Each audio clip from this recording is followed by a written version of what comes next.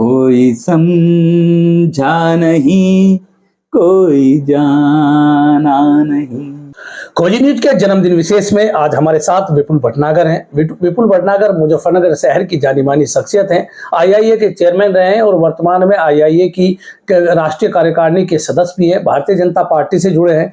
एक बार नगर पालिका परिषद के सभासद का चुनाव जीता, लेकिन उसके बाद क्यों उन्होंने चुनाव नहीं लड़ा, यानी आज उनके जीवन से जुड़े हुए कुछ किस्से जानने की कोशिश करेंगे। खोजी न्यूज का जन्मदिन विशेष कार्यक्रम में विपुल जी आपका स्वागत है। धन्यवाद जी।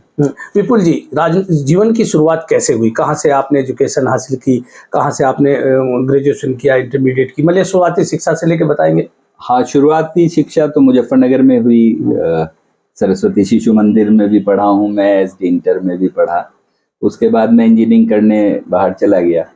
उसके बाद मेरे पे नौकरी का मन नहीं हुआ। मैंने अपने मम्मी पापा से कहा कि भाई मैं मुजफ्फरनगर में ही अच्छा, कुछ रोजगार माता पिता चाहते थे कि विपुल भटनागर कहीं नौकरी करें, जॉब करें। तो उन्होंने मुझे इंजीनियरिंग कराई थी, तो तो नौकरी के हिसाब से यही चाहते थे कि मैं कहीं इंजीनियर हूँ। पर जब मैंने उनके सामने इच्छा रखी कि मैं मुजफ्फरनगर ही रहना चाहता हूँ और यहीं अपना कुछ काम करना चाहता हूँ, उसके पीछे क्या एक सोच थी विपुल भटनागर की कि नहीं मुजफ्फरनगर नहीं छोड़ना है, नौकरी नहीं करनी, जबकि आपने इंजीनियरिंग की? तो सीधा मकसद होता है आदमी जॉब करता है। क्या वजह थी? रिजल्ट आने से पहले मैंने कुछ समय एक मुजफ्फरनगर में मैस्कल सिस्टम्स करके एक कंपनी थी, और वो भी एक तरीके से आज तो स्टार्टअप कहलाते हैं, उस समय का स्टार्टअप था। उन्होंने, मेरा रिजल्ट भी नहीं आया था, मैं एग्जाम दे के आया था, तो उन्होंने कहा कल से मेरे पास आ जाना। तो लगभग 5-6 महीने मैं उनके पास रहा और पहली तनख्वाह मुझे 400 रुपये उन्होंने। अच्छा, पहली तनख्वाह 400 रुपये मिली? 89 की बात है। 400 रुपये उस समय बहुत लगे मुझे, मेरे पे खर्च भी नहीं हुए एक महीने। पर वहाँ 6 महीने नौकरी करके, हालांकि वो बॉस थे, मैं उनके अंडर में था और मेरे अंडर में ही और लोग थे और बिल्कुल मित्रवत उनका व्यवहार रहता था।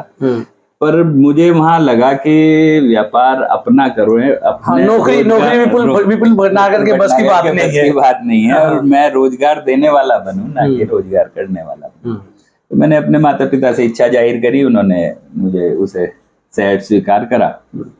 तो विपुल जी, कैसे आया जब आपने 6 महीने जॉब की, 400 रुपये महीना तनख्वाह पा रहे थे, तो तब क्या एक ऐसा घटनाक्रम कुछ ना कुछ मन में आया होगा कि नहीं यार नौकरी क्यों करूं, अपना बिजनेस करूं? और रिस्क भी था, बिजनेस नहीं भी चलता कभी।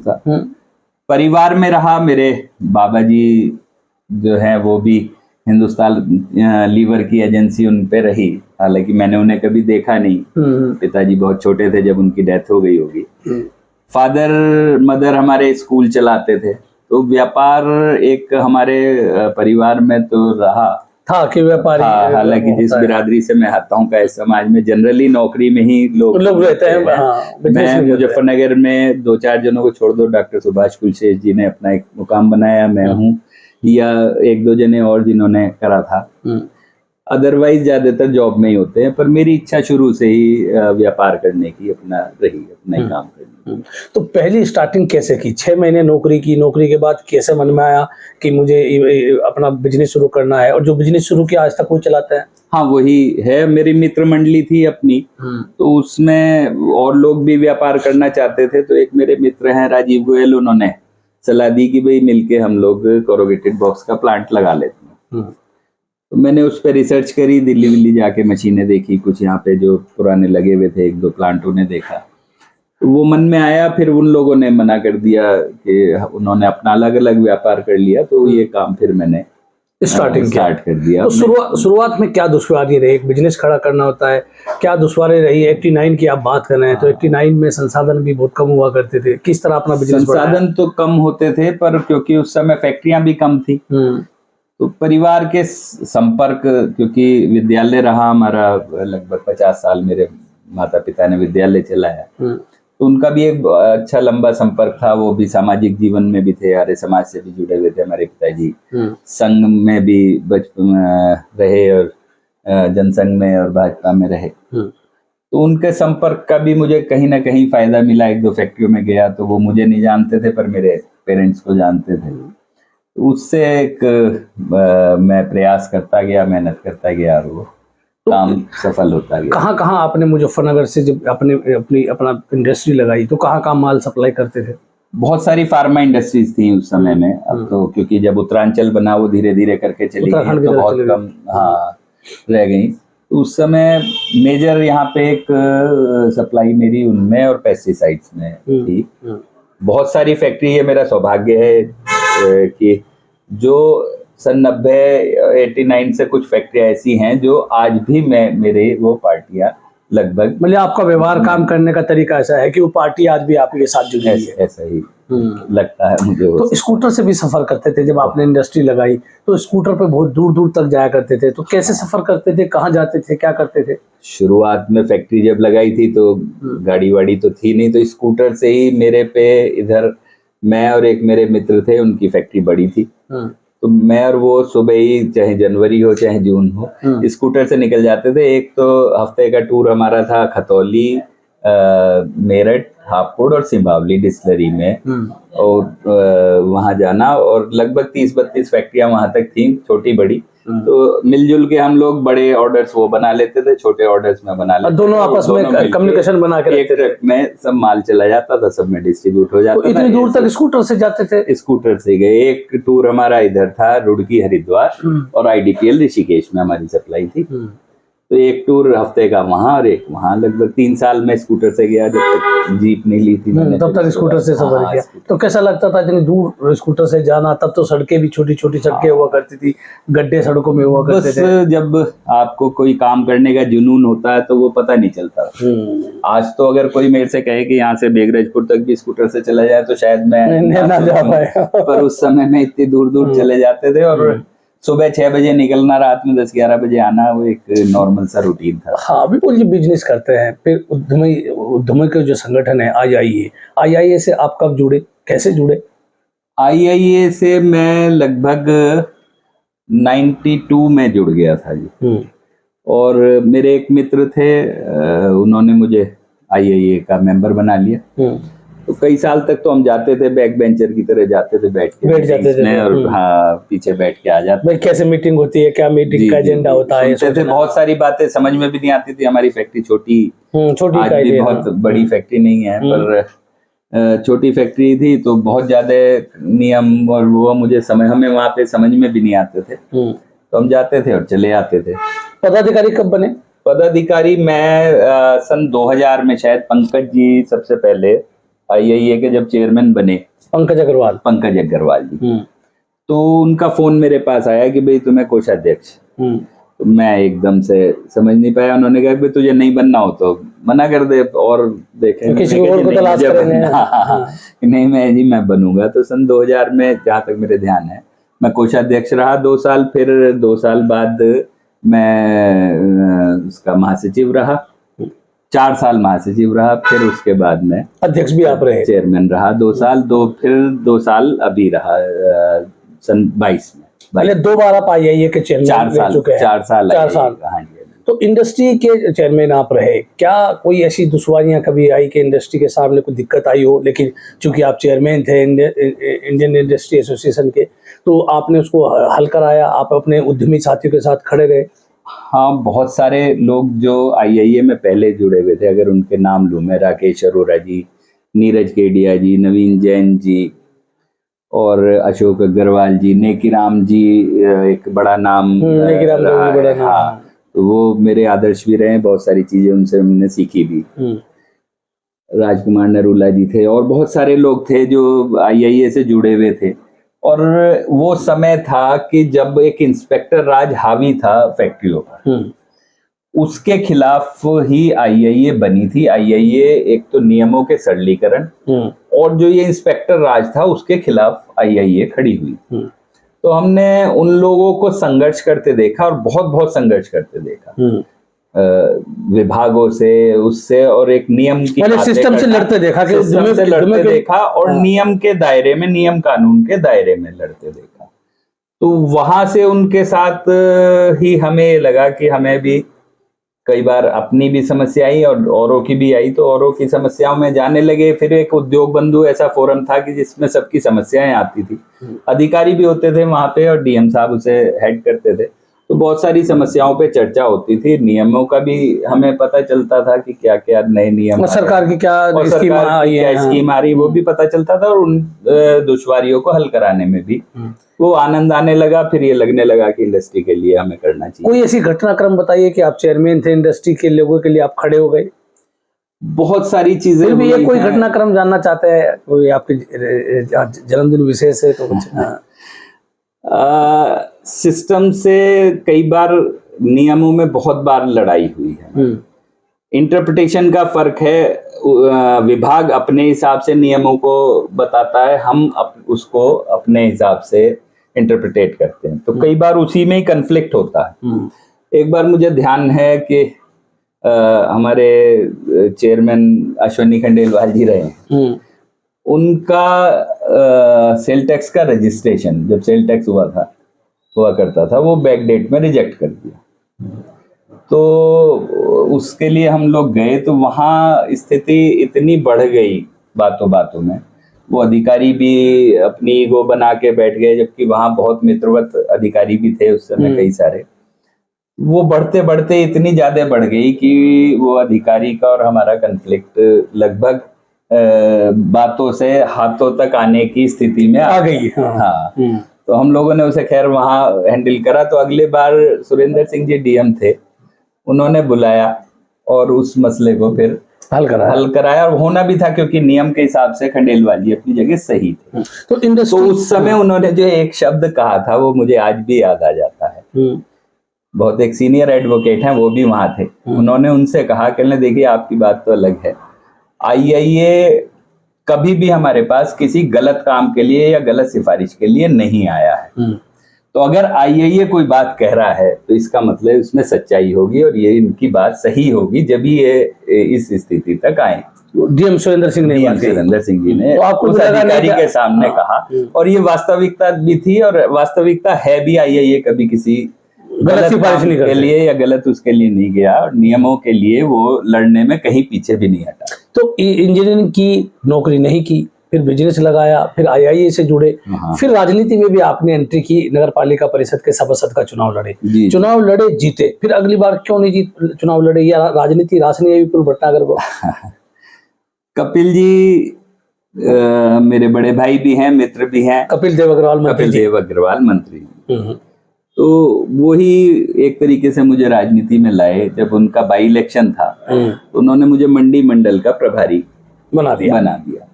तो वो मैंने चुनाव, मंडी मंडल में पूरा चुनाव मैंने ही मेहनत करी, लड़ाया। फिर अगला चुनाव भी लड़ाया, उनका जो मेन इलेक्शन था 17 का।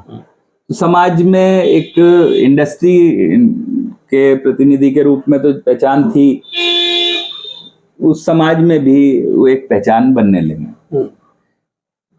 उस समय मंडल अध्यक्ष सुनील शर्मा थे, उन्होंने मेरे से कहा कि जी, अच्छे लोगों को राजनीति में आना चाहिए, और आप सभासद का इलेक्शन चुनाव लड़ो। मेरे मन में भी ये हुआ कि भाई, अगर सिस्टम के अंदर जाके शायद हम ज्यादा काम कर सकते हैं, एक मन में रहते थे। हमारी एक मित्र मंडली है, कुशपुरी जी, उमेश गोयल, अश्वनी खंडेलवाल जी, बहुत सारे लोग हैं, पवन जी हैं, तो राजीव गोयल, हमारे कई सारे मित्र हैं बचपन के, तो जिनके मन में ये रहता था कि भाई कुछ हम बदलाव करें। तो कुशपुरी उस टाइम चेयरमैन का इलेक्शन मांग रहे थे टिकट।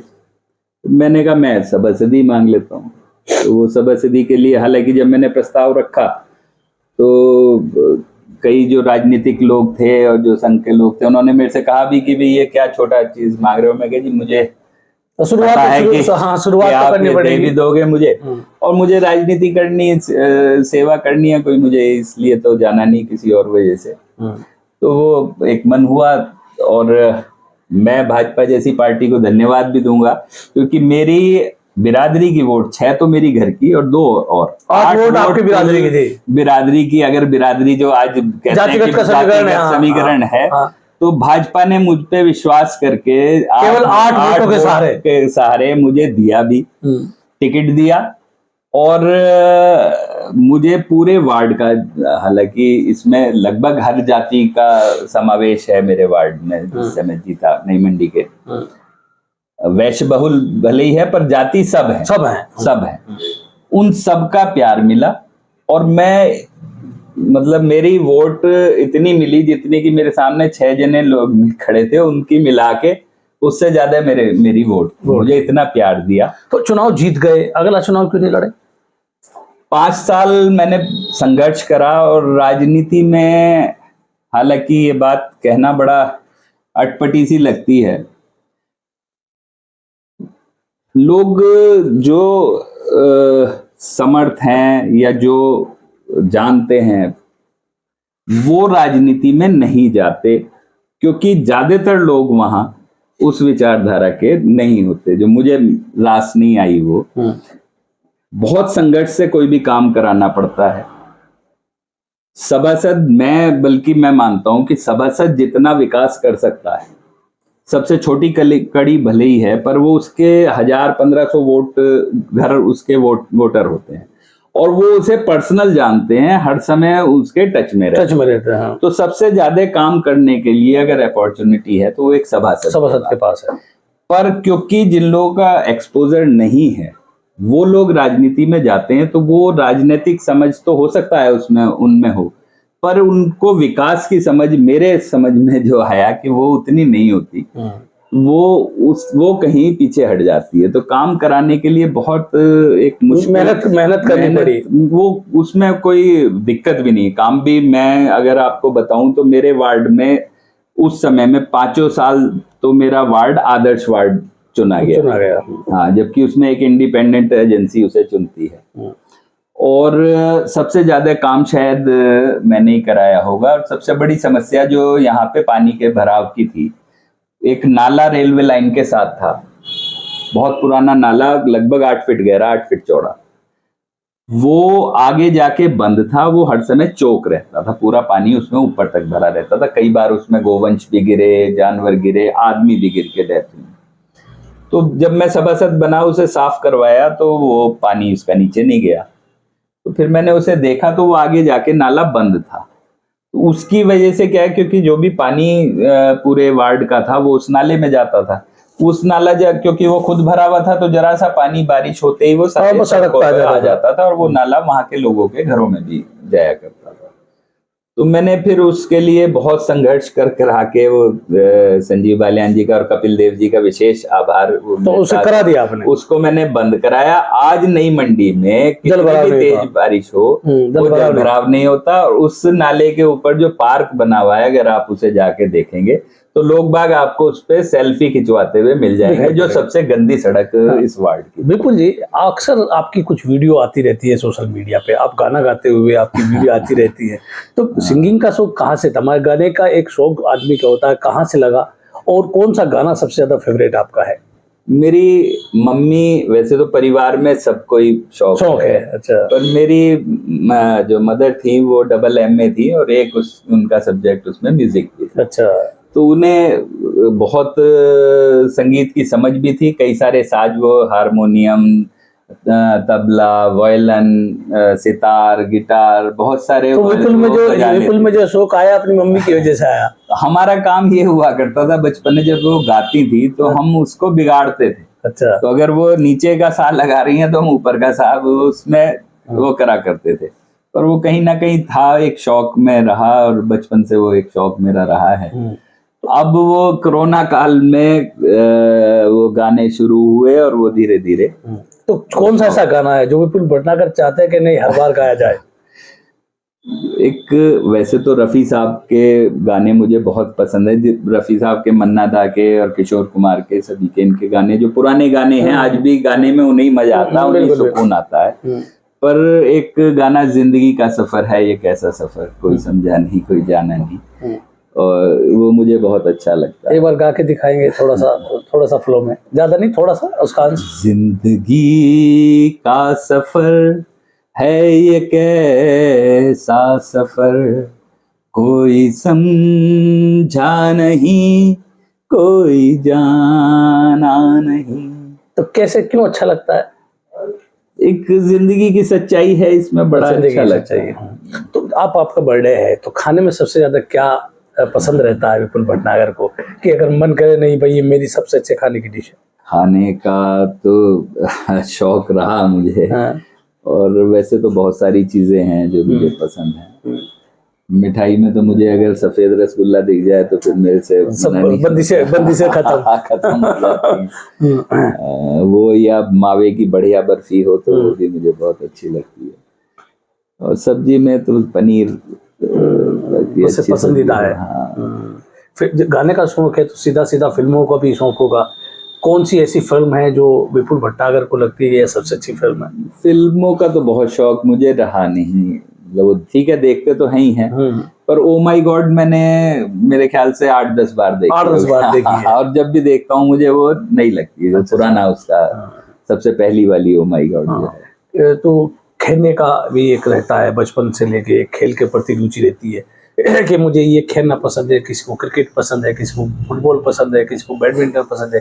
तो विपुल भटनागर के लिए कौन सा गेम सबसे अच्छा था? क्रिकेट और टेबल टेनिस, बैडमिंटन, ये मैं खेल जब इंजीनियरिंग में भी था जब भी वहाँ मैं रेगुलर खेलता रहता। तो क्रिकेट में क्या बल्लेबाज, गेंदबाज या फील्डर, दोनों ही करी, ऑलराउंडर के तौर पर रहते थे?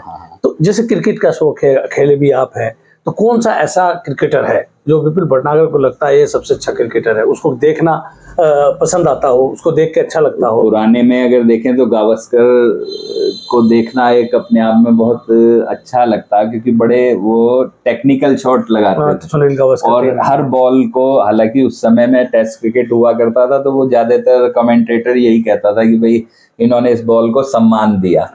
तो वो जो हर बॉल को देखकर वो जिस तरीके से वो उसको खेलते थे, टेक्निकली खेलते थे, वो देखना आज भी मेरे ख्याल से उनके जैसा टेक्निकल प्लेयर तेंदुलकर को कहते हैं कि वो है उस तरीके के, पर फिर भी जो खेलते हुए उन्हें देखने में मजा आता था वो शायद आज के किसी क्रिकेटर, आज तो बहुत अच्छे अच्छे क्रिकेटर हैं, किसी का भी नाम लो, सब अच्छे ही हैं और जीत भी रही है इंडिया लगातार, तो ये तो बहुत अच्छी बात है। तो किस व्यक्ति से सबसे ज्यादा प्रभावित अपने जीवन में विपुल भटनागर हुए? मैं अपने पिताजी से ही अगर मैं कहूँ तो उनका जीवन जितना सादगी भरा था, वो भी उस समय में सरकारी नौकरी उनकी थी, वो छोड़ के आकर उन्होंने विद्यालय खोला। उनका एक मन था कि मैं बच्चों को पढ़ाऊं, तो विद्यालय 50 साल करीब मेरी मदर ने और फादर ने चलाया। विद्यालय उनके लिए कभी भी कमाई का साधन नहीं रहा, उनको जुनून था कि मैं बच्चों को शिक्षित कर दूं, अच्छी शिक्षा दे सके। आज तो बहुत बड़े बड़े विद्यालयों में सारी टेक्निकल शिक्षा दी जाने लगी। ये मैं आपको, हम तो बहुत छोटे छोटे थे जब से बता रहा हूँ, क्योंकि 50 साल विद्यालय रहा, बंद हुए भी 10 साल हो गया, क्योंकि हम में से कोई भाई लगा नहीं उसमें, और मदर फादर के सामने उन्हें गए हुए फादर को 10 साल हो गए। उस समय में बच्चों को प्लास्टर ऑफ पेरिस के खिलौने, चौक, मोमबत्ती, ट्रांजिस्टर, रेडियो का सर्किट, फोटोग्राफी उस समय ब्लैक एंड व्हाइट होता था, तो उसे डार्क रूम में जाके उसको प्रोसेस करके फोटो बनाया जाता था, नेगेटिव से फोटो बनता था, वो सिखाना बच्चों को। वेस्ट मटेरियल से, जैसे आपने चंडीगढ़ में देखा होगा, वहां पे वो टूर भी ले गए, उस तरीके के यहाँ पे बच्चों से वो म्यूरल्स बनवाना, मतलब वो टेक्निकली। और हमारे विद्यालय में, क्योंकि पिताजी आर्य समाजी विचारधारा से थे, 4 ग्रुप बनाकर हवन यज्ञ कराना बच्चों से, उनको वेद की सूक्तियां याद थी, हवन करने का तरीका उनको आता था, उनमें कंपटीशन होता था साल में एक बार। और समाज सेवा में भी वो कभी, अगर मम्मी हमारी प्रिंसिपल थी और वो प्रबंधक पिताजी, तो मम्मी पापा को हमारे एडमिशन के टाइम पे ऑफिस में आने नहीं देती थी। अच्छा। क्योंकि जिस दिन वो बैठ जाते थे, अगर 10 एडमिशन आए, 10 में से वो 6 की फीस माफ कर देते थे। तो वो इतने दान पुण्य वाले व्यक्ति थे, मतलब समाज के लिए अगर कोई भी आ गया। होम्योपैथिक का उन्हें शौक था, तो होम्योपैथिक में उन्होंने, मेरे ख्याल से बहुत सारे पेशेंट्स उनके पास आते थे, कभी 1 रुपया किसी से उन्होंने लिया नहीं, और उन्हें देना, और इतना डेडिकेशन से उनको देखना पेशेंट्स को। अगर खाना खा रहे हैं, हाथ में गस्सा है, तो वो छोड़ के, अगर पेशेंट आ गया तो वो खाना वैसे ही छोड़ के उसे दवाई देने चले जाते थे। और फिर वहां से उसके लिए चाय भी मंगाते थे, बल्कि घर में इस बात पे नाराजगी झगड़ा होती भी हो थी। जाता था। तो उनको एक जुनून था और सेवा का, और पिता से सब विपुल उनसे- भटनागर में आया। हाँ, उनसे मैंने सीखा। तो आज खोजी न्यूज के जन्मदिन विशेष में ये थे विपुल भटनागर, जो पहले इंजीनियर बनने चले, बाद में अपना बिजनेस शुरू किया और फिर उद्यमियों के नेता के तौर पर भी अपनी पहचान बनाई। हालांकि एक बार राजनीति में आने की कोशिश की, चुनाव लड़े, सभासद बने, लेकिन सियासत उनको रास नहीं आई। तो आज के खोजी न्यूज के जन्मदिन विशेष में आपसे बात की, उसके लिए आपका धन्यवाद। मैं राशिद अली हूँ और आप हमारा चैनल खोजी न्यूज देख रहे हैं। धन्यवाद।